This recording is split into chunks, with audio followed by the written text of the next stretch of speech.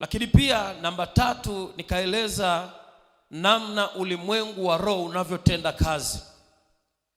Kwa mujibu wa kitabu cha Wakorinto wa pili 4:18 nilikwambia asilimia kubwa ya mambo yote yanaanzia rohoni, alafu mwili unapokea matokeo ya kutoka rohoni.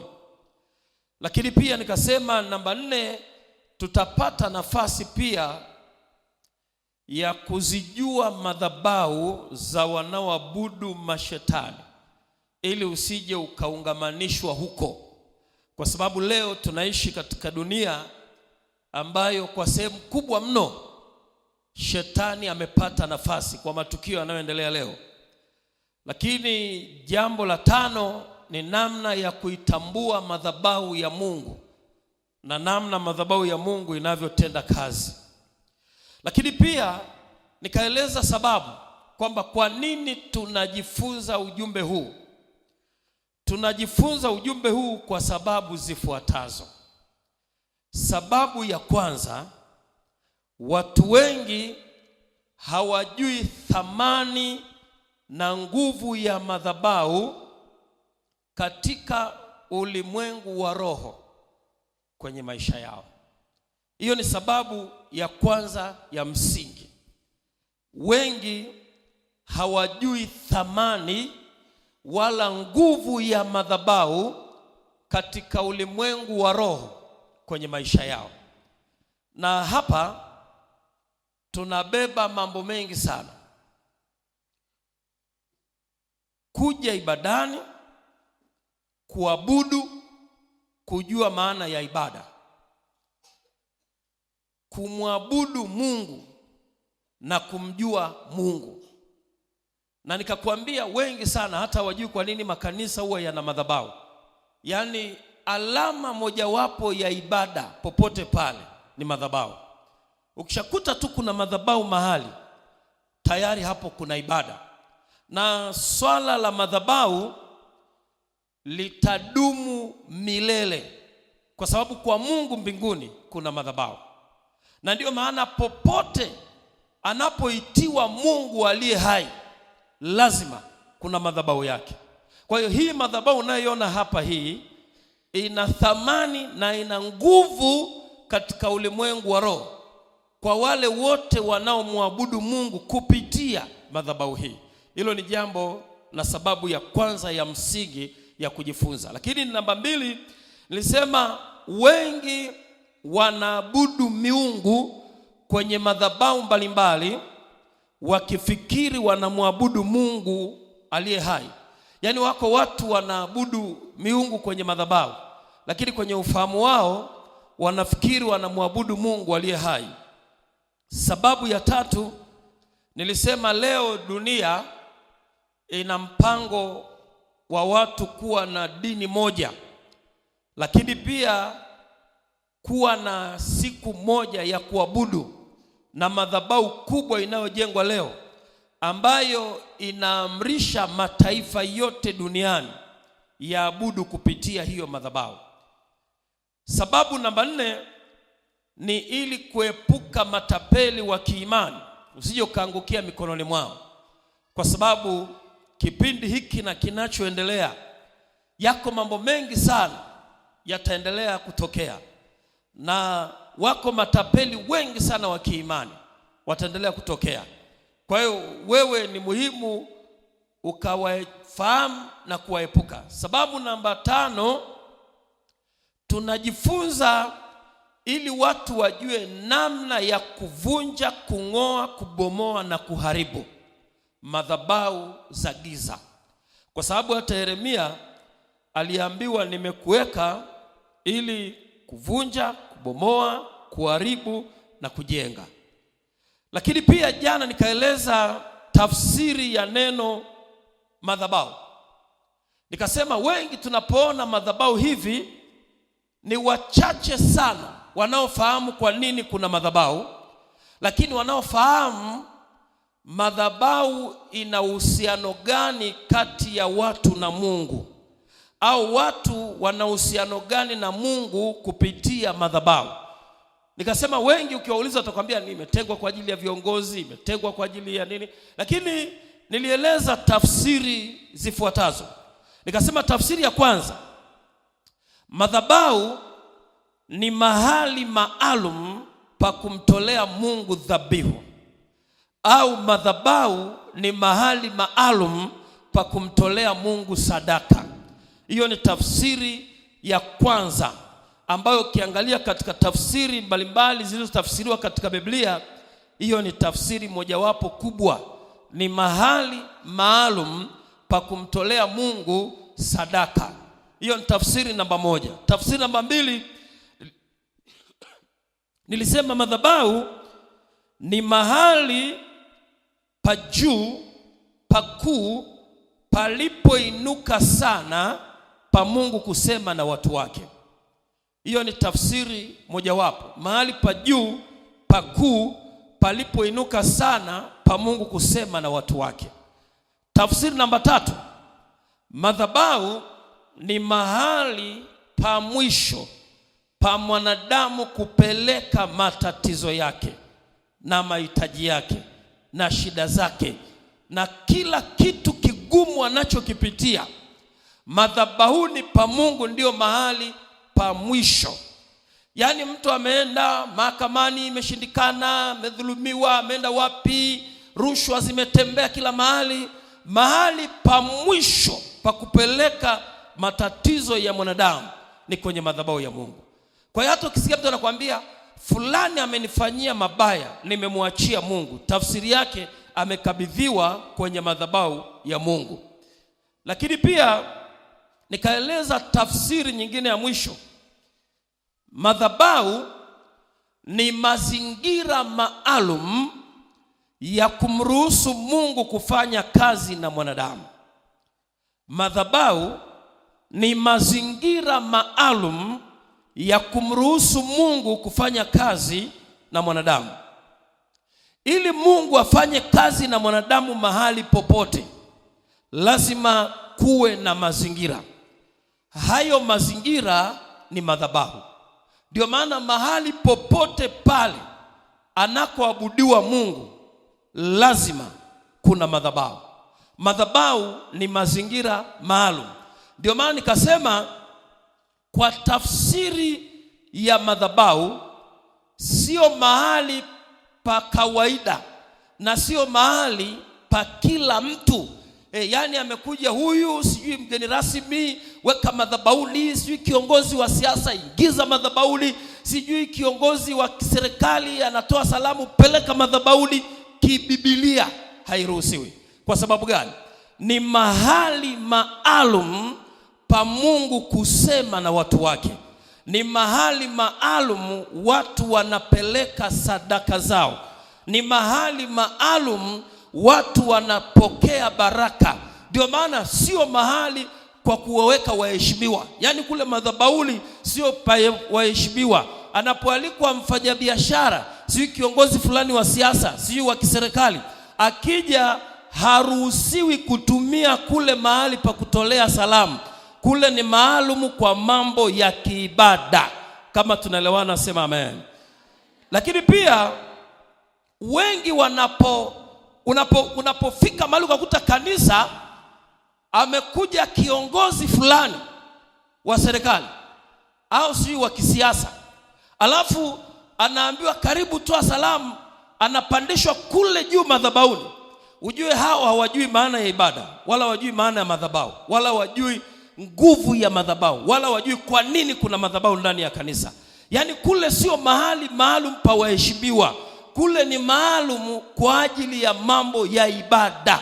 Ndio maana atabaki kuwa mheshimiwa kwenye nafasi yake, lakini anapokuja kule kwenye madhabahu, kule mheshimiwa ni Bwana Yesu peke yake. Kama umeelewa sema amen. Kwa hiyo haiwezi kuja akasema jamani tuna mheshimiwa fulani hapa, aingie kule juu madhabahuni atoe salamu. Kama anatoa salamu, tafsiri na heshima na thamani na nguvu ya madhabahu imeondoka. Lakini si hivyo tu. Nilisema jana, tulisoma kitabu cha Wafalme wa kwanza sura ile ya 13. namna ambavyo madhabahu katika ulimwengu wa roho iko hai, katika ulimwengu wa roho. Na kama iko hai, madhabahu inaweza kumkataa mtu, inaweza kumtapika mtu, na mtu anaweza kufa kwa sababu ya madhabahu. Na mtu akikataliwa na madhabahu ya Mungu, amekataliwa na Mungu mwenyewe. Sasa hapa nataka nikazie kitu fulani, alafu tuendelee mbele. Nilisema hivi, hii madhabahu tunayoiona hapa, hii madhabahu katika ulimwengu wa roho inawakilisha madhabahu ya Mungu iliyoko mbinguni. Kwa nini? Swala la madhabahu halijaanzia duniani. Swala la madhabahu limeanzia mbinguni. Haya mahekalu tunayoyajenga ya kuabudia, majengo haya makanisa, hayajaanzia duniani. Mahekalu yameanzia mbinguni, au hekalu limeanzia mbinguni. Kwa hiyo unapoona kuna hekalu hapa, alafu mbele kuna madhabahu, sio watu walikaa wakabunibuni tu wakasema tutengeneze hivi, kule mbele tuweke kitu kinaitwa madhabahu. Haya ni mambo yako mbinguni.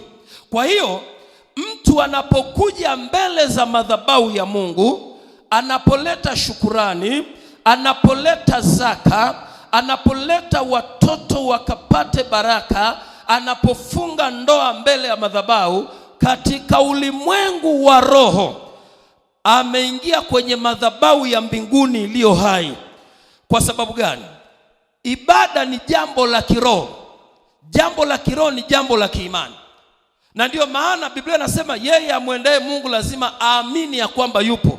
Kwa hiyo hata tunapoenda kwenye hii madhabahu, kwa macho ya damu na nyama utaona tunaingia kwenye eneo lililowekewa uzio, au tunasogea mbele ya eneo lililowekewa uzio, lakini katika ulimwengu wa roho tumesogea kwenye madhabahu ya Mungu aliye hai. Hili tunalisoma hata kwenye Matendo ya Mitume sura ya 10. Kornelio alitoa sadaka duniani, lakini malaika alipokuja alimwambia sala zako na sadaka zako zimefika juu mbinguni, zimekuwa ukumbusho mbele za Mungu. Anatenda jambo huku duniani, lakini majibu yanatoka mbinguni. Kwa hiyo hata mtu anaposogea kwenye madhabahu hii katika ulimwengu wa roho, amesogea kwenye madhabahu ya Mungu iliyoko mbinguni. Kwa sababu gani? Kwa Mungu mbinguni kuna hekalu na madhabahu ya Mungu aliye hai. Na ile madhabahu Biblia inasema inatoa moto. Ile madhabahu iliyoko mbinguni inatoa moto. Kwa hiyo hizi madhabahu za Mungu aliye hai huku duniani za madhehebu mbalimbali zinaiwakilisha madhabahu ya mbinguni. Ndio maana nikasema jana, mtu yeyote anayemjua Mungu ataijua madhabahu ya Mungu, na mtu yeyote anayejua madhabahu ya Mungu atamjua Mungu wa hiyo madhabahu. Kwa sababu huwezi kutenga madhabahu na Mungu, huwezi kumtenga Mungu na madhabahu. Hiyo ni kanuni ya maandiko matakatifu. Labda tuangalie kitabu cha Isaya, alafu tuweze kuendelea mbele. Angalia Isaya sura ya 6. Tuangalie mbinguni kuna hekalu pamoja na madhabahu. Isaya 6 ule mstari wa 1 mpaka wa 7. Isaya 6:1 mpaka 7. Anasema hivi: katika mwaka ule aliyokufa mfalme Uzia, na alipoona Bwana ameketi katika kiti cha enzi kilicho juu sana na kuinuliwa sana, na pindo za vazi lake zikalijaza hekalu. Juu yake walisimama maserafi, kila mmoja alikuwa na mabawa 6. Kwa mawili alifunika uso wake, na kwa mawili alifunika miguu yake, na kwa mawili aliruka. Wakaitana kila mmoja na mwenzake wakisema, mtakatifu, mtakatifu, mtakatifu ni Bwana wa majeshi, dunia yote imejaa utukufu wake. Na misingi ya vizingiti ikatikisika kwa sababu ya sauti yake aliyelia, nayo nyumba ikajaa moshi. Ndipo niliposema, ole wangu, kwa maana nimepotea, kwa sababu mimi ni mtu mwenye midomo michafu, nami ninakaa kati ya watu wenye midomo michafu, na macho yangu yamemwona Mfalme, Bwana wa majeshi. Kisha mmoja wa maserafi wale akaruka akanikaribia, naye alikuwa na kaa la moto mkononi mwake, ambalo alikuwa amelitoa kwa makoleo toka juu ya madhabahu. Akanigusa kinywa changu kwa kaa hilo, akaniambia, tazama, hili limekugusa midomo yako, na uovu wako umeondolewa, na dhambi yako imefunikwa. Sasa hapa katika kitabu cha nabii Isaya kimeeleza kwa kifupi hali ya ramani ya kiibada kule mbinguni. Anasema alipokufa Uzia alionyeshwa maono. Anasema nilimwona Bwana ameketi katika kiti cha enzi kilicho juu sana. Alafu anasema na kilichoinuliwa sana. Alafu namba 2 anasema na pindo za vazi lake zikalijaza hekalu. Zikalijaza hekalu. Mbona hapa Isaya ameeleza vitu viwili. Anasema kwenye mistari ya mwanzo, anasema kwanza alimuona Bwana ameketi kiti cha enzi kilichoinuliwa juu sana. Alafu ameketi kwenye kile kiti. Alafu pindo la vazi, yale mapindo ya vazi yale yakawa yameshuka yakafunika hekalu. Kwa hiyo unaona, 1 kiti cha enzi, 2 hekalu. Alafu akaendelea mbele akasema akaona maserafi. Maserafi ni moja ya viumbe vilivyoko mbinguni. Na hivi viumbe hata kwa kuvisoma tu havifanani na binadamu. Anasema wa maserafi, juu yake walisimama maserafi. Kila mmoja alikuwa na mabawa 6. Kwa mawili alifunika uso wake, na kwa mawili alifunika miguu yake, na kwa mawili aliruka. Wakawa wanaitana kila mmoja, mtakatifu, mtakatifu, mtakatifu ni Bwana Mungu wa majeshi. Dunia yote imejaa utukufu wake. Ndipo Isaya akashtuka na kutubu kwamba mimi ni mtu mwenye midomo michafu na leo nimemwona Bwana. Anasema kisha mmoja wa wale maserafi akaruka kwenye madhabahu. Sasa ile madhabahu ya Mungu ina moto. Akachukua kamatio lile, koleo, akaenda akachukua moto wa madhabahu, akamwekea nabii Isaya kwenye kinywa. Akamwambia, kwa kuwa hili limekugusa, basi umetakaswa na dhambi yako imefunikwa. Kwa hiyo kule mbinguni tunaona vitu vitatu: kiti cha enzi, hekalu na madhabahu. Hekalu na madhabahu. Na hapa tunaona kuna hekalu la kumwabudia Mungu, lakini kuna madhabahu. Kwa hiyo hii madhabahu katika ulimwengu wa roho imeungana na madhabahu ya Mungu aliye hai. Sasa nataka nieleze juu ya thamani na nguvu ya madhabahu. Thamani na nguvu ya madhabahu katika maisha yetu sisi. Madhabahu ina nguvu gani katika maisha yetu sisi, hasa madhabahu ya Mungu aliye hai? Jambo la kwanza kabisa, madhabahu sio mahali pa mchezo. Hilo ni jambo la kwanza. Madhabahuni sio mahali pa mchezo, sio mahali pa kuzoeleka, sio mahali pa kawaida. Hilo ni jambo la kwanza. Wafalme wa kwanza 13:1-7 tulisoma hiyo habari, jinsi ambavyo Yeroboamu alinyosha mkono madhabahuni, kilichompata kikawa historia mpaka leo. Hilo ni jambo la kwanza. Lakini thamani na nguvu ya madhabahu, jambo la pili ni hili: watakatifu wote wanaokufa na ushuhuda wa Bwana Yesu, Biblia inasema hawaendi paradiso mpaka kwanza wapite chini ya madhabahu ya Mungu. Hiyo ni thamani na nguvu ya madhabahu. Namba 2, watakatifu wote waliokufa na ushuhuda wa Bwana Yesu, waliokufa wakiwa wanatetea Injili.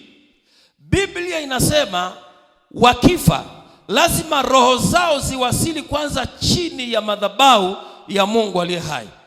Tunaposema chini ya madhabahu, hatumaanishi huko chini. Hapo spika iliyoko hapo chini ya madhabahu, roho za watakatifu wote. Hiyo ni nguvu na thamani ya madhabahu.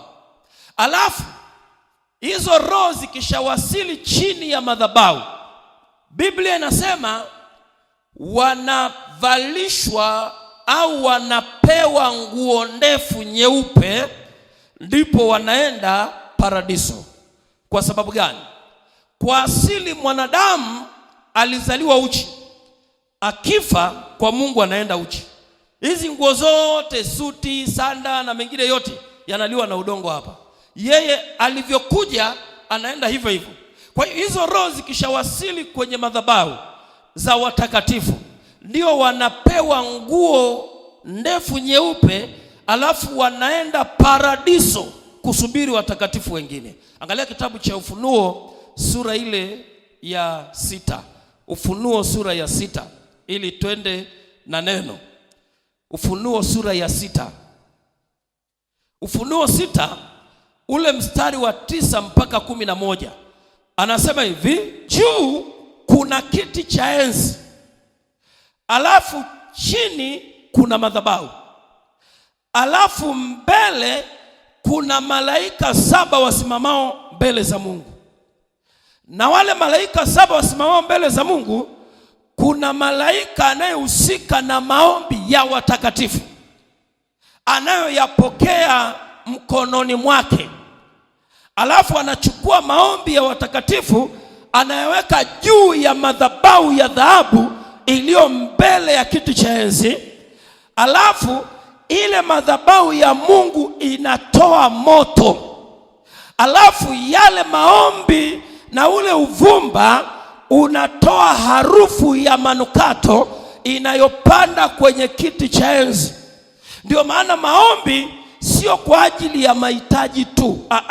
Na ndio maana Mungu hataki tumfuate kwa kuwa tuna mahitaji tu, wala Mungu hataki tumfuate kwa sababu tuna shida tu. Mungu anataka tuwe karibu na yeye masaa yote. Yaani unamuomba ukiwa na majaribu, unamuomba una majaribu, unakuwa karibu na. Kwa nini? Maombi ni sehemu ya harufu ya manukato. Ndio maana ukisoma Biblia, baada ya Nuhu kutoka katika safina, maandiko yanasema akatoa katika kila mnyama aliye safi, alafu Nuhu akajenga madhabahu, alafu akatoa sadaka ya kuteketezwa. Alafu maandiko yanasema hivi, Bwana akasikia harufu ya kumridhisha. Bwana akasikia harufu ya kumridhisha. Yaani ile sadaka aliyoteketeza Nuhu ikapeleka harufu ya kumridhisha. Alafu Mungu akasema, muda nchi idumupo, majira na nyakati zake, sitaipiga tena dunia kwa maji. Akaweka agano kwa ule upinde wa mvua. Ule upinde ni kumbukumbu ya agano Mungu aliloweka ya kwamba hata iangamiza tena dunia nzima kwa maji. Lakini kwa nini alisema alisikia harufu ya manukato? Kama umeelewa sema amen. Sasa unajua kwa nini maombi yanapita kwanza kwenye madhabahu? Mungu angekuwa anapokea kila maombi, kuna watu leo wasingekuwepo. Yaani ingekuwa tu kila ukiomba tiki, kila ukiomba tiki, kuna watu leo wasingekuwepo. Kuna watu wanakuombea ufe, mpaka leo upo. Kuna watu wanakuombea ufilisike, uanze kuwa ombaomba, mpaka leo umesimama. Maana maombi yako kwa njia nyingi sana. Kuna mwingine tu anakuwazia mabaya, sasa Mungu usiammalize huyu. Kuna kipindi alitoka mafundisho ya uzushi mkoa fulani. Yalikuwa mafundisho mabaya sana ya kizushi, yalisambaa sana. Yalikuwa mafundisho yanaonyesha eti kama mwanamke ameolewa na mwanaume, alafu huyo mwanaume anamtesa sana. Wakaambiwa, wewe una tofauti na mjane. Unaishi na mwanaume hatoi matumizi, alafu huyo mwanaume saa nyingine mara anakupiga piga. Sasa hata ukienda kwa Mungu unaenda kama nani? Afadhali huyo mwanaume afe, ujue wewe ni mjane. Kwa hiyo anzeni maombi ya kuua wanaume wanaowatesa. Wakaanza. Sasa mama mmoja, mume wake ni mtu wa safari, mizigo, peleka mkoa huu, nchi wapi, na mume wake huwa akirudi akilewa anampiga nini, vita haya. Yule mama akaingia chumbani, akatafuta kiboksi, akakichonga kama kijeneza. Alafu akasema, baba, umesema lolote ukalomba kwa jina lako hilo utalifanya. Mimi kuanzia leo ni mjane. Alafu akachukua picha ya mume wake akaweka kwenye kile kiboksi. Alafu akachimba kakaburi kadogo chumbani. Alafu akazika. Akawasha na mishumaa 4. Akawa analia, baba, mimi ni mjane, nimeshakufa mimi, mume wangu amekufa, mimi ni mjane, naomba uniangalie kama mjane, najua hatarudi tena, mimi ni mjane tu, jinsi ambavyo akija ananilete, mimi ni mjane tu, mimi ni mjane tu. Kwa hiyo mume ameenda Zambia, wapi huko Kongo, wapi na malori, huyo ameenda, anakaga mwezi na nusu. Haya, hajakaa sawa, mume amerudi. Mpaka anavyozungumza leo yupo. Kwa nini? Sio kila maombi Mungu anayapokea. Ndio maana Biblia inasema tukiomba sawa sawa na mapenzi yake. Sio tu kila maombi Mungu anayapokea. Yaani kuna vitu vingine unapoomba lazima Mungu yeye aridhie. Sasa wewe, mwingine tena akanipigia simu, mume wake alikuwa anafanya kazi fulani huko, ila alikuwa mlevi sana. Kwa hiyo akilewa analeta vita fujo. Yule mama sasa ikawa inamletea shida sana. Siku moja akanipigia simu. Kaniambia, kwa kweli, kwa ninavyoteseka, anavyonitesa huyu baba, naomba tu kwa kweli tumuombea akapumzike. Nikamuuliza, sasa mama, anayeteseka ni wewe au ni yeye? Akasema, mimi ndio nateseka. Nikamwambia, anayeteseka na anayetesa nani anatakiwa akapumzike? Maana anayeteseka ndo anatakiwa akapumzike. Akakata simu, hajanipigia tena. Kama imepita kama mwezi mmoja miwili, akanipigia tena simu. Sasa nimbalisha maombi, tumuombe tu Mungu na yeye amuokoe. Nikamwambia, hayo sasa ndio maombi. Kwa sababu Yesu hakuja kuangamiza, alikuja kutafuta na kuokoa kila kilichopotea. Basi akaanza maombi ya upendo, maombi. Haya, mume wake baadaye polepole kaacha pombe, pimwa hospitali, akaambiwa, wewe usinywe tena pombe, ukinywa unaondoka. Akaacha pombe, akabaki kunywa kahawa. Haya, pombe ameacha moja kwa moja. Sasa ni mzee wa kanisa. Lakini tungesema afe. Sio kila maombi Mungu anapokea. Ndio maana malaika anayachuja, yanaingizwa kwenye madhabahu, yanapandisha harufu ya manukato. Unajua kwa sentensi hiyo tu, harufu ya manukato, maana yake ile mabaya hayawezi kuwa pale, yatapandisha harufu isiyo na manukato. Si mnanielewa watu wa Mungu? Ndio maana huwa tukishatoa sadaka hapa, wanapokea viongozi wa ibada, wazee, alafu kiongozi wa ibada anaweza akateua mtu akaomba kwa ajili ya sadaka, au yeye akaomba. Baada ya hapo wazee ndo wanachukua, wanaenda wanazihesabu. Kwa nini? Kuna uhusiano mkubwa sana kati ya sadaka tunazozitoa tukiwa duniani na madhabahu ya Mungu iliyoko mbinguni. Ndio maana Kornelio alitoa duniani, lakini sadaka zake zikaenda mbinguni. Kama umeelewa sema amen. Kwa hiyo maombi yetu yanapita kwenye madhabahu ya Mungu aliye hai. Lakini pia nguvu namba 4, katika madhabahu ya Mungu aliye hai kuna uhai na majibu ya maswali yetu. Katika madhabahu ya Mungu aliye hai kuna uhai na majibu ya maswali yetu.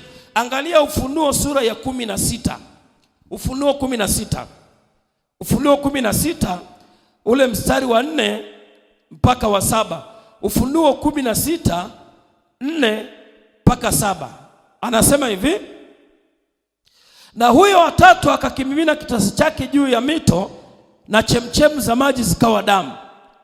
Nami nikamsikia malaika wa maji akisema, wewe umwenye haki uliyeko na uliyekuwako, mtakatifu, kwa kuwa umehukumu hivi, kwa kuwa walimwaga damu ya watakatifu na ya manabii nawe umewapa damu wainywe, nao wamestahili.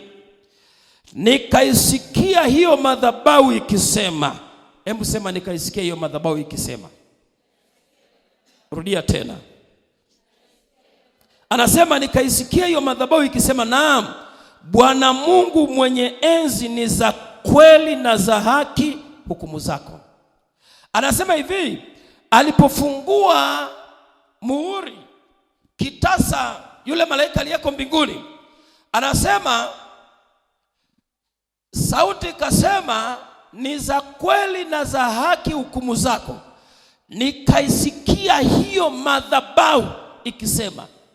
Sio nikasikia malaika wakisema, nikaisikia hiyo madhabahu ikisema, naam, Bwana Mungu mwenye enzi, ni za kweli na za haki hukumu zako. Sasa hapa tunajifunza jambo gani? Tunajifunza hivi, kumbe watu wanapodhihaki, wanapodharau ibada na madhabahu ya Mungu, wanamdharau Mungu mwenye hiyo madhabahu. Kwa nini madhabahu inawatapika? Madhabahu inaweza kuwatapika au kuwakataa kwa sababu madhabahu haiko kwa ajili yetu sisi, iko kwa ajili ya kumtambulisha Mungu tunayemwabudu. Maana moja ya kitambulisho cha watu wanaabudu ni madhabahu. Kwa hiyo madhabahu katika ulimwengu wa roho iko hai. Ndio maana nikakwambia, kama madhabahu katika ulimwengu wa roho iko hai, basi inaweza kuwatapika watu, inawakataa watu. Na mtu akishakataliwa na madhabahu, amekataliwa na Mungu mwenyewe. Iwe ni wazee, iwe ni nani, akishatapikwa na madhabahu, ametapikwa na Mungu mwenyewe. Na nikakwambia, mtu akishatapikwa na madhabahu ya huyu Mungu aliye hai, hata aende madhabahu gani ya jina la huyo Mungu aliye hai, hataweza kusimama. Ndio maana hata Yesu mwenyewe katika Injili alifundisha namna ya kumheshimu Mungu wa hiyo madhabahu na namna ya kuiendea madhabahu ya Mungu aliye hai. Hebu tuangalie kitabu cha Mathayo. Yesu anasemaje kwa habari ya